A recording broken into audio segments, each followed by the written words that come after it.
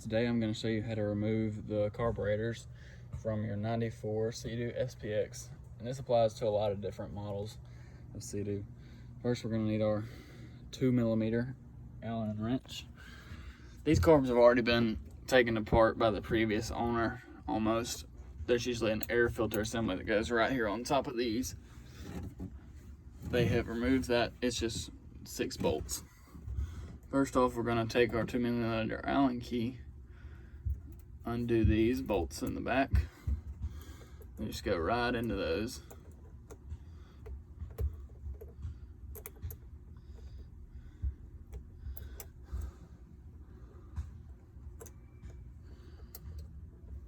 Alright, now this should just, there we go, just pulls right out. Alright. Pick that back up, make sure it didn't fall off or anything like that. We're going to want to take our nut and tighten it back down on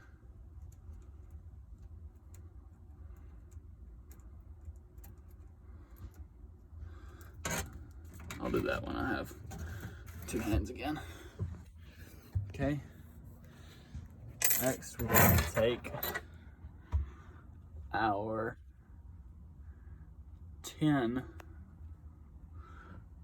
wrenches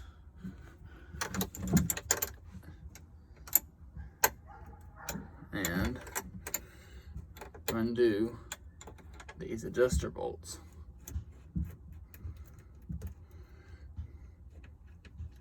Now you don't have to take it off this way.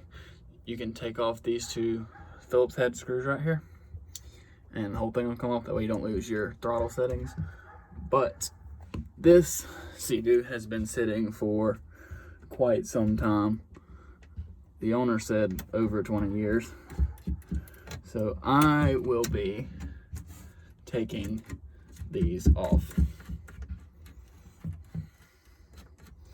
Gotta take this all the way off there. This whole assembly slides back. Set the camera down. Whole assembly slides back and out. Then set my wrench down, move this throttle plate up, holding our nuts that way they don't fall. Work it out of there. Here, you can't really see what I'm doing. There's a little groove, focus, right there, on there, and you slide it out of that groove. Just like, a little hard to do one-handed. There, I pushed it back in, but there we go. Now, that's out of there.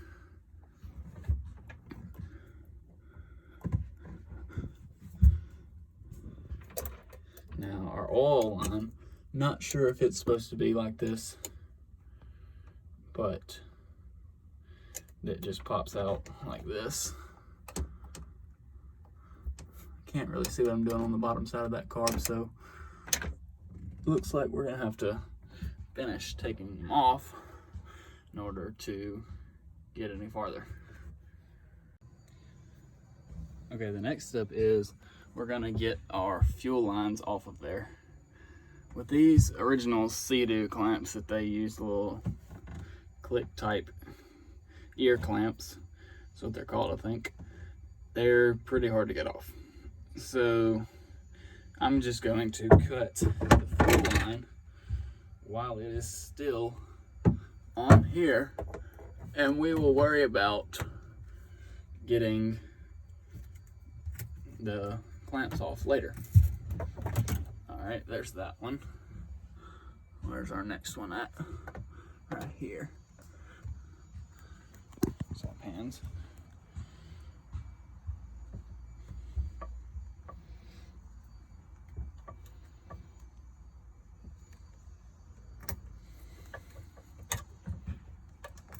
There's that one. Now we can try this one.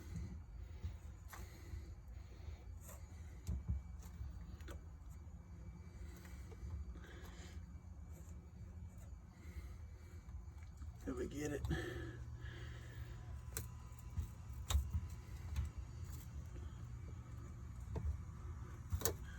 Got that one off. Okay. Now we can take these, move them out of the way.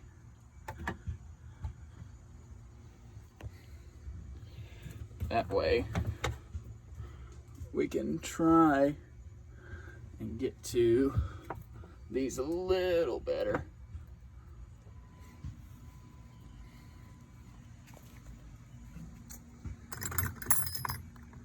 Look for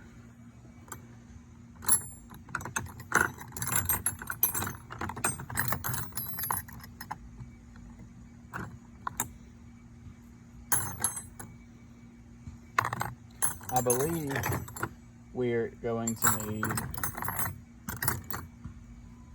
I think these are going to be 13 millimeter nuts right here on the bottom. Right there. Let's see if they're 13s. See if I can get to the one in the back. Yeah.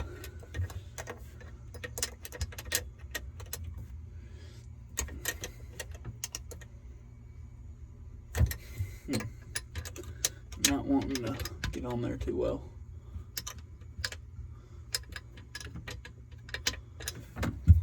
Let's try and maybe see if they're 12 millimeters. All right, so the next step is need a 13 millimeter wrench. There's these bolts right here. 1, 2, 3, 4. I'm just gonna take those out.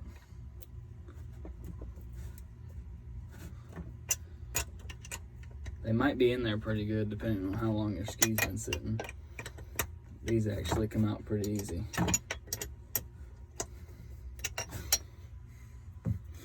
Let's see if I can get to the bottom one.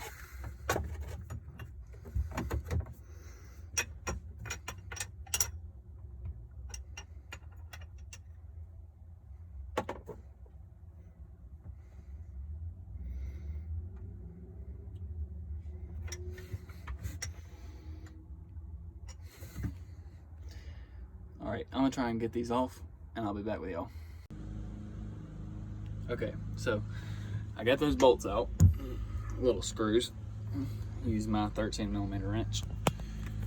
These two on the right side of the screen, up top and bottom, are actually relatively easy to get out.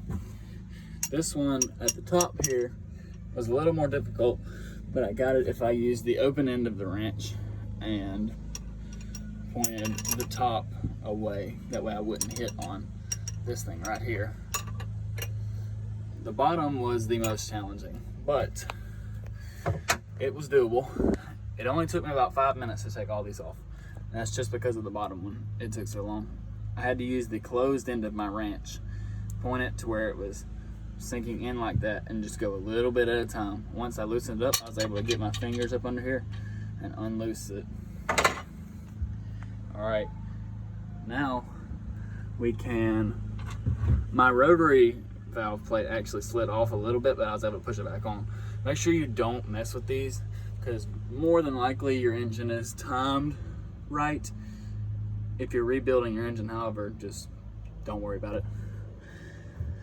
This is the rotary valve cover. Okay, see if I can take it off without damaging it.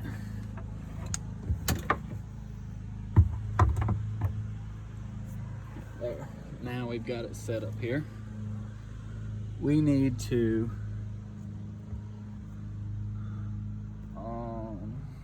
oil is probably gonna go all over the place when we cut this. So what I'm gonna do, I'm gonna go off camera for a second.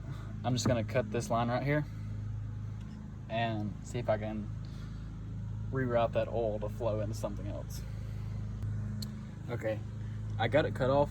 There was no oil in it, really, so I'm not sure what the deal is here. There's oil in the tank, but there's not in the line. So we're gonna change the oil anyways at some point and probably change the lines. The lines that actually go to the rotary valve have been disintegrated. So we're gonna check and see if that's gonna be fixable, if we can make it keep the oil injection, or if we're just gonna have to buy a block off plate and pre-mix this thing. But yeah, this is the Carb Assembly. Sorry, trying to do this one-handed. Right here. We got our 2 carbs up top and our oil pump on the bottom. You can see we got the oil dripping out of the bottom right now. Not sure if the oil pump works. We'll have to test it. But that's how you get the carbs off of the engine. Now, I'll take you to the workbench. Okay, got the carbs on the bench here. They're still on the rotary valve cover, plate, whatever you want to call it. So I'm just going to take my 13mm wrench and, assuming this is the right size wrench for the job,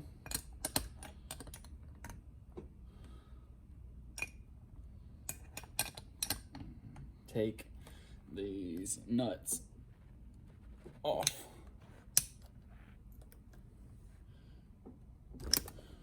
Without breaking something. Okay, got that one loose. You know what? This plate right here is really in the way, so let me just take that off real fast. Get my Phillips screwdriver. You gotta be extra careful with a lot of these screws because they're not technically a Phillips head. It's called a JIS, Japanese Industrial Standard. They are a little bit different shape than a Phillips head, but they look just like it. They usually have a dot on the head. Can't tell if these do or not, but you can strip them out if you're not careful when you're using your Phillips head. It'll strip them out, and then you'll have to order new carb bolts. I know it is like that on the internals a lot of times, especially with these Mikuni carbs being Japanese brand. Might have to move your throttle plate every now and then to get in there to the nuts. They can be a little bit aggravating sometimes.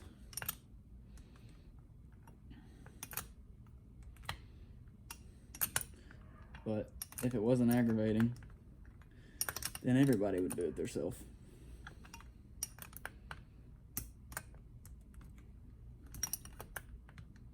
All right, I'm gonna spend the rest of the time getting these off, then I'll be back. Here's a special trick on how you can remove these. These nuts don't back all the way off on their own. They hit the top, or the bottom of the carb body rather. And these carbs are on here pretty snug, so we can take a flathead screwdriver, stick it in here, and pry up to give us just enough clearance to knock those nuts off of there. Or to drop my wrench. Or to get to these nuts in a better spot to where we can get them all the way off of there.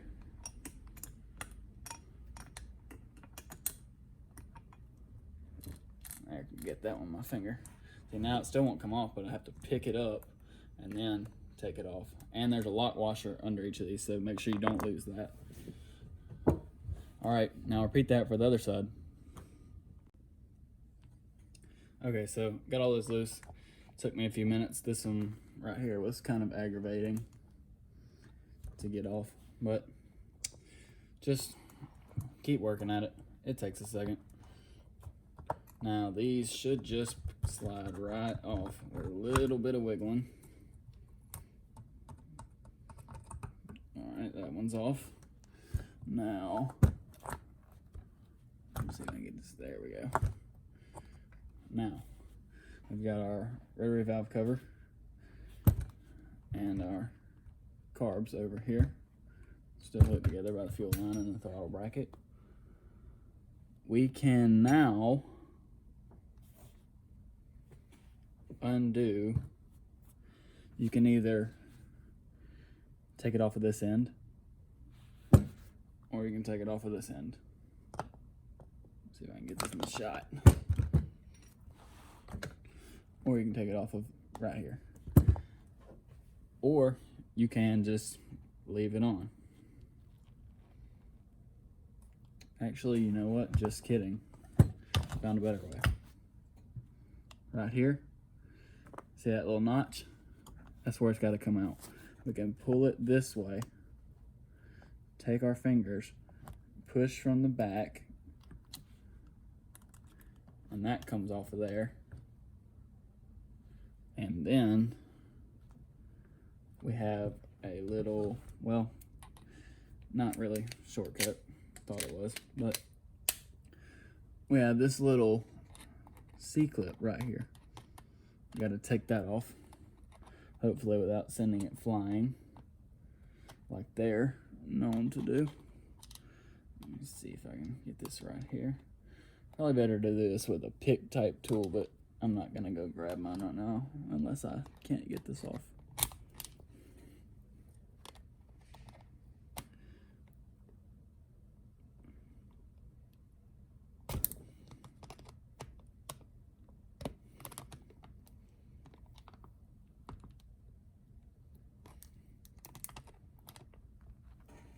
Just use a flathead and pry it out like that.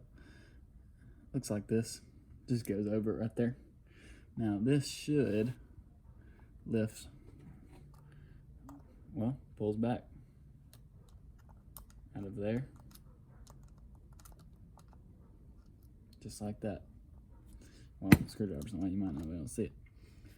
So, after taking that off, this pulls out and up, just like that. Now, you have two separate pieces. You might still want to take it off of this end.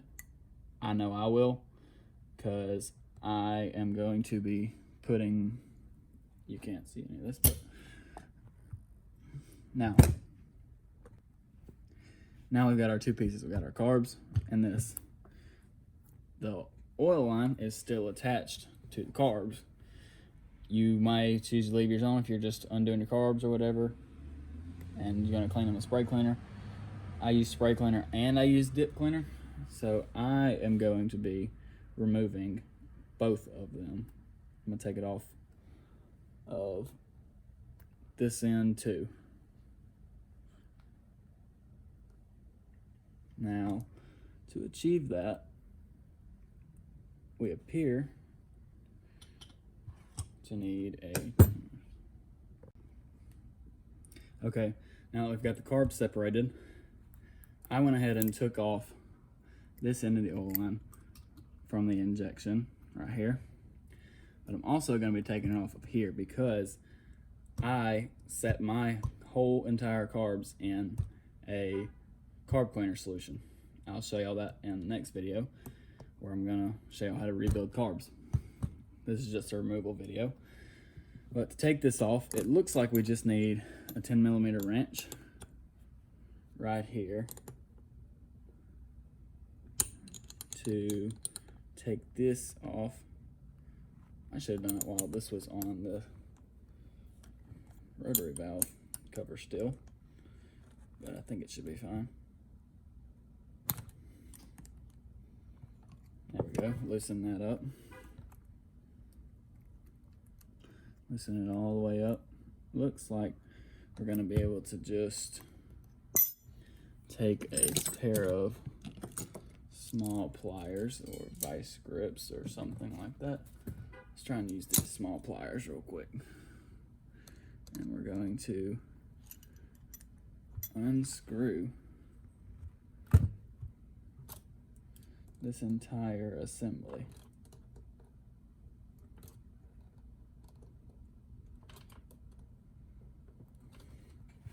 Not sure if you can see what I'm doing, but this gets unscrewed See, it's backing out of this little housing for it on the carb.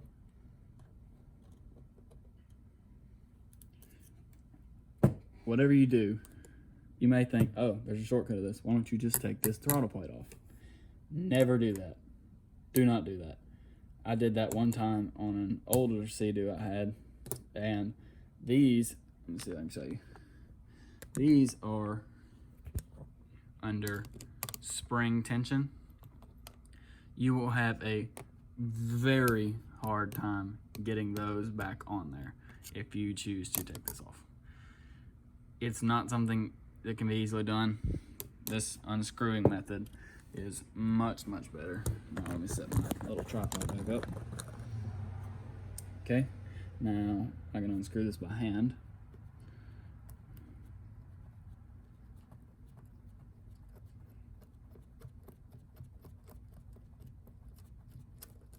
Okay, it's out of there. Now we've got our injection line right here, both ends of it. Set that to the side. Set our rotary valve cover to the side. Now we have both carbs. Got our mag carb, PTO carb.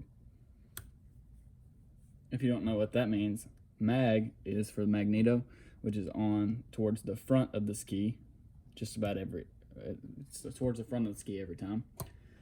The PTO is what the drive line is hooked into, where your jet pump is connected. That's why it's pointed. This is for the rear. This is the front carb. Mag means front, PTO means rear. All right, now that we've got this off, we have removed our carbs from our 94 Sea Doo SPX. Check out my other video on how to rebuild carbs, where I will show you the rebuild process of these I'll use these carburetors in the example, because these are the ones I've got right now. But the principle should be same throughout other carbs too. They're all pretty much the same. Peace out, guys. All right, now that we've got them all separated from the rotary valve cover, we are going to have to separate the carbs. They're linked by this little thing. I'm pretty sure you can pop off either end. I usually just pop the PTO one off. Just push down on it. Don't break anything, but there we go, just pops off. Now the only thing holding them on is this fuel line back here. There's a couple ways we can get rid of these stupid clamps. I'll give them one thing. Whoever invented these, they do not come off. But at the same time, they do not come off. It is very difficult to get these things off. I've made a little tool that works every now and then on them. I just took a flathead screwdriver, shaved it down a little bit. It doesn't work all that well, but sometimes it does. You can just shove it in there. Hey, it worked that time. Well, I guess you missed it on the camera, so let me try and do this one. They have this little open ear style right here. So we've shoved the little screwdriver down in there. See if we can pry it up. Let's try it from this end.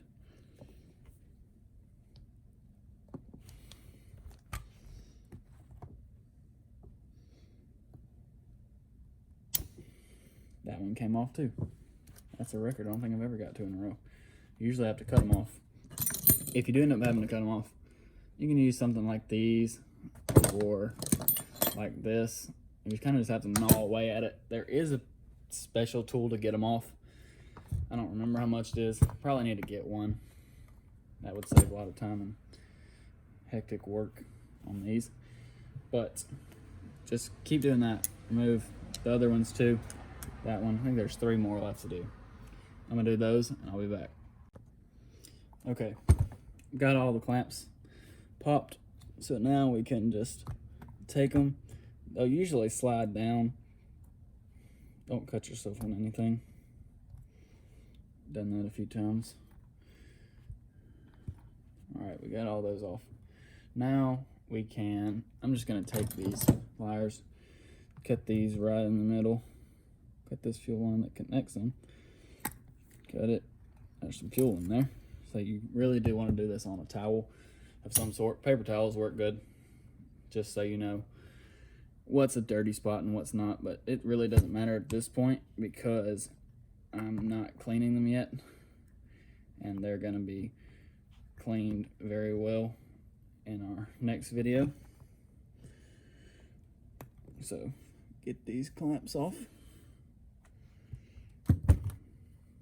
Okay, now that we've got all this off, we can take pliers, whatever you want. I generally cut them off, but if they will not slide off, let me do one you can see. All right, these fuel lines are terrible, absolutely terrible.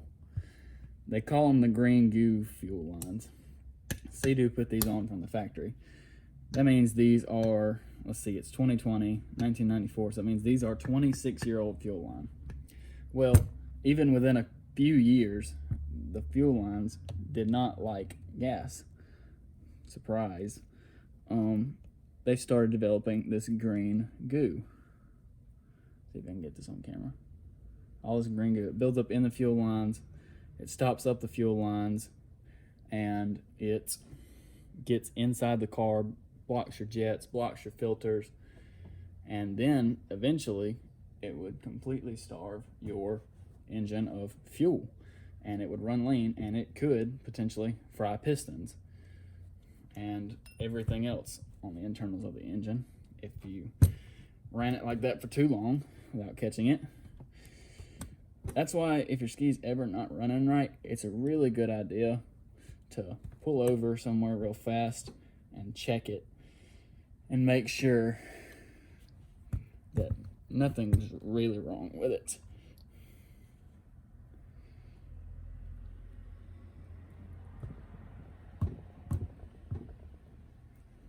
Just kind of wiggle these back and forth.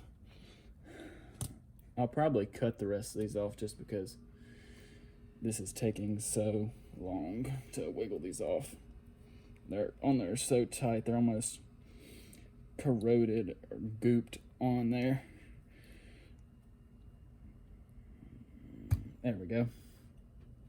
We can just see all this nastiness in these things just from sitting up and rotting, disintegrating the fuel lines.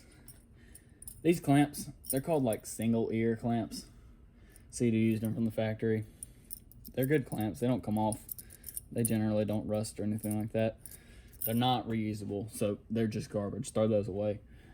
I always like to replace mine with these little worm clamps, hose clamps, whatever you want to call them. I call them hose clamps, but they generally work good. I usually buy mine from my local auto parts store. They're $3 for a pack of 4 of these, which sounds pretty high, but I think you can do a whole ski with about 12 to 15 of them. So you figure about $10 to $15 in clamps. Not terrible, but not really a good price. They're good quality clamps, so I've never had an issue with any of them. The only times I've had an issue is when I try to reuse clamps that came on them. You can get issues like this where they'll warp and things like that. But yeah, I'm gonna go ahead and get the rest of these fuel lines off of here, and that about wraps it up actually. So we don't have any more steps. Your carbs are removed, your carbs are separated. All that's left now is to clean them up and rebuild them and put them back together and put them back on the ski.